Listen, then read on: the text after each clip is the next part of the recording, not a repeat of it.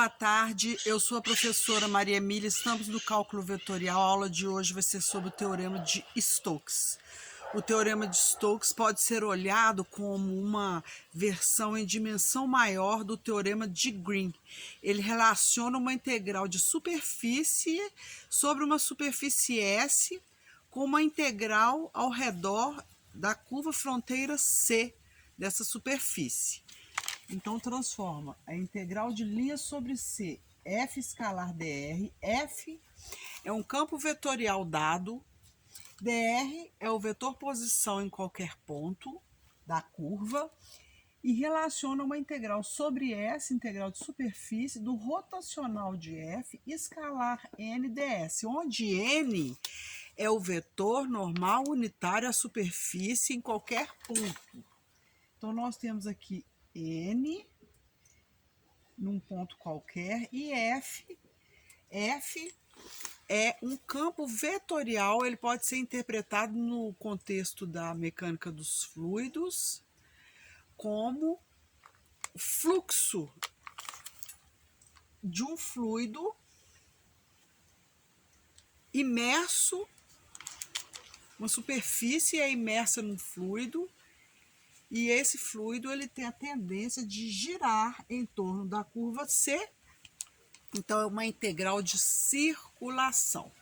Então, entra aqui essa operação rotacional de F. Então, o rotacional de F, como o próprio nome diz, ele tem a ver com rotação. Rotação de um fluido em torno de uma curva C. E o rotacional de F é calculado usando o operador diferencial vetorial del, que é a derivada em relação a x na direção y, derivada parcial em relação a y na direção j, mais derivada parcial em relação a z na direção k. O operador del ele vai ser usado duas vezes aqui no nosso exercício, porque ele tanto vai ser usado para o cálculo do rotacional de F, do campo vetorial, como também nós vamos utilizá-lo operando sobre uma função escalar, porque operando sobre uma função vetorial, o del vai gerar um vetor rotacional, que é chamado rotacional de F. Se ele operar sobre uma função escalar, é o gradiente dessa função escalar. E como a gente sabe que o vetor normal em cada ponto, ele é também o vetor gradiente neste ponto, unitário. Então, o que nós vamos fazer nesse exercício? Olha, fxyz foi dada xy mais yzj mais xzk. Observe que as funções componentes são funções contínuas com derivadas parciais de primeira ordem contínua numa região que contém S. E C é o triângulo com vértices 1, 0, 0, 0, 1, 0, 0, 0, 1. Orientado no sentido anti-horário quando visto de cima. Significa, então, que a superfície está orientada positivamente. E a gente vai calcular o rotacional de F, que é o produto vetorial do operador del vetorial F, que é primeira linha IJK, segunda linha derivada parcial em relação a x, derivada parcial em relação a y, derivada parcial em relação a z, que são as componentes do del, e na terceira linha as funções x e componentes do campo vetorial, xy, yz, xz. Então, nós vamos calcular esse produto vetorial. Derivada parcial em relação a y de xz é 0, menos derivada parcial em relação a z de yz é y na direção y. Na direção j vai ficar derivada parcial em relação a x de xz é z, menos derivada parcial em relação a z de xy é zero. Na direção k, vai ficar derivada parcial em relação a x de yz é zero, menos derivada parcial em relação a y de xy é x.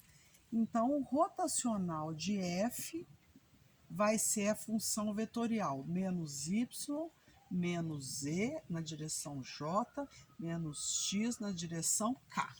Agora, nós vamos calcular o vetor n, normal. Se eu pegar a superfície S, que é a porção do plano no primeiro octante, ele tem a equação x mais y mais z igual a 1.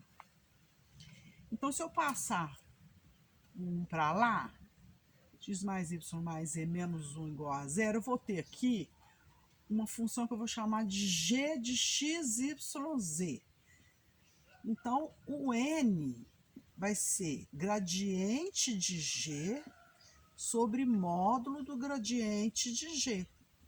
E o gradiente de g vai ser 1i mais 1j mais 1k.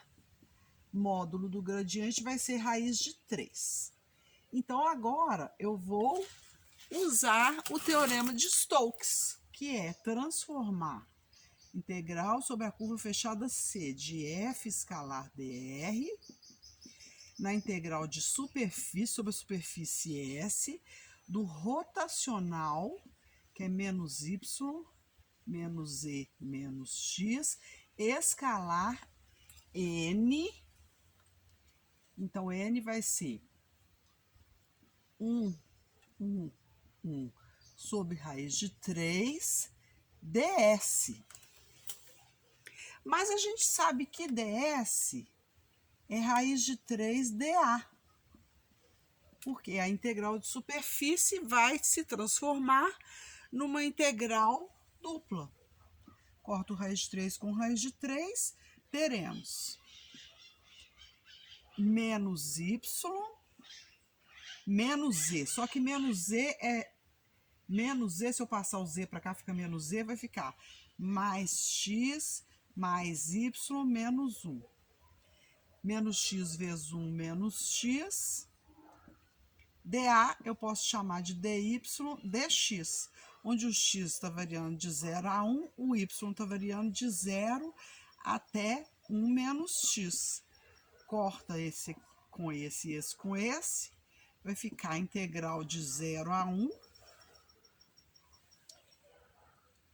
de menos 1, põe o menos aqui do lado de fora, dy,